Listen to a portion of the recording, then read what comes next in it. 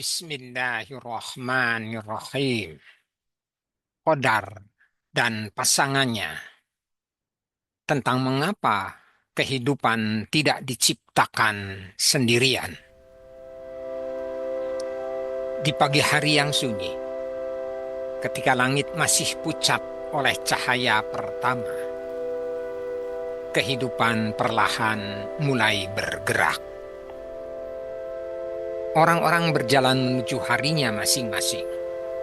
Ada yang mengejar harapan, ada yang memikul beban, ada yang diam-diam sedang bertarung dengan dirinya sendiri.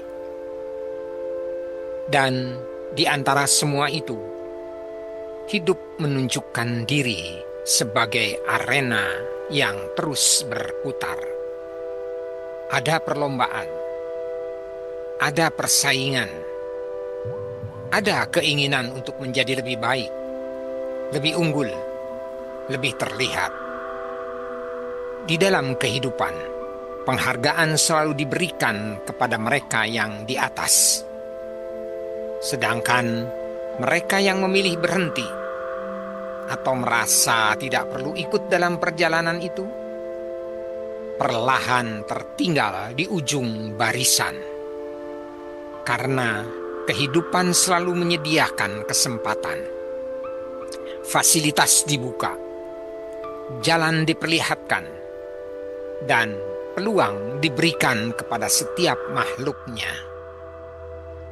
Namun, arena kehidupan tidak selalu berjalan tenang. Di dalam pertandingan, tidak hanya ada penonton yang bersorak, tidak hanya ada penyemangat. Kadang ada provokator, ada manipulator. Mereka tidak hanya melihat peluang untuk menang, tetapi juga mencari kelemahan lawan. Bahkan sebelum pertandingan dimulai, mereka hadir dalam berbagai bentuk. Dalam ghibah, dalam fitnah, dalam kezaliman. Mata hati perlahan disingkirkan. Dan sejak saat itu, arena pertandingan berubah menjadi pertempuran. Semua dianggap lawan. Kemenangan menjadi tujuan satu-satunya. Lalu muncul pertanyaan besar. Bagaimana Allah menata alam semesta ini? Bagaimana kehidupan yang penuh benturan ini tetap berjalan dalam keteraturan? Al-Quran pernah menggambarkan itu dalam kisah yang sangat awal. Kisah ketika Allah berfirman kepada para malaikat tentang penciptaan khalifah di bumi. Lalu para malaikat berkata, "Apakah engkau hendak menjadikan manusia yang merusak dan menumpahkan darah di sana?" Surat Al-Baqarah ayat 30. Sebuah pertanyaan tentang manusia, tentang kemungkinan kerusakan, tentang pertumpahan darah. Namun Allah menjawab, "Sesungguhnya Aku mengetahui apa yang tidak kamu ketahui." Dan dari sanalah manusia mulai belajar memahami tentang hukum-hukum kehidupan.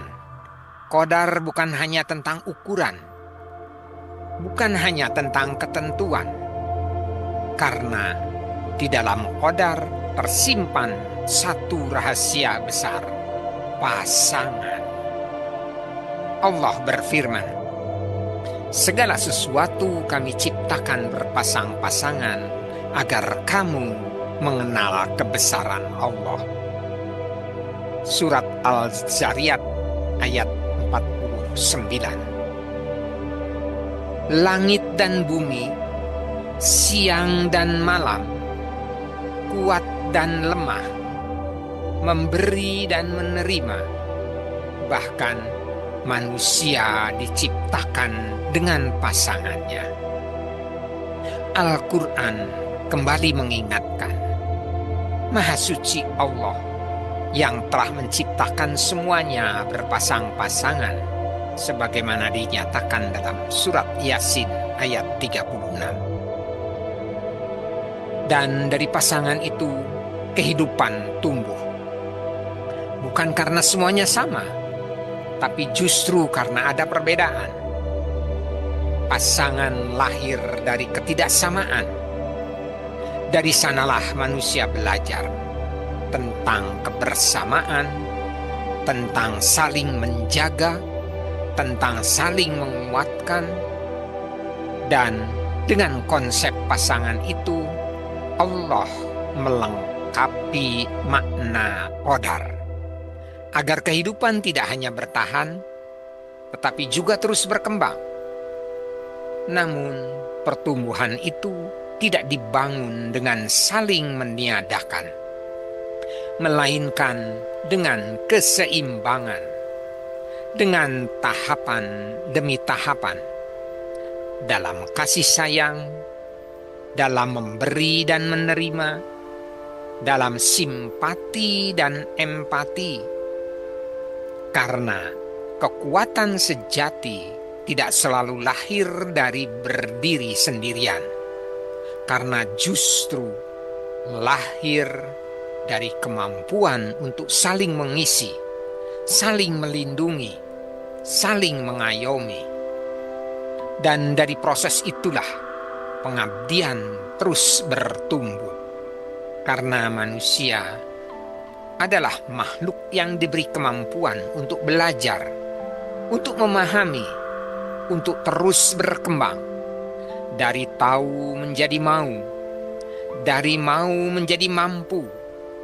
Lalu perlahan kebiasaan itu tumbuh, naik setingkat demi setingkat, sampai suatu hari yang biasa menjadi luar biasa.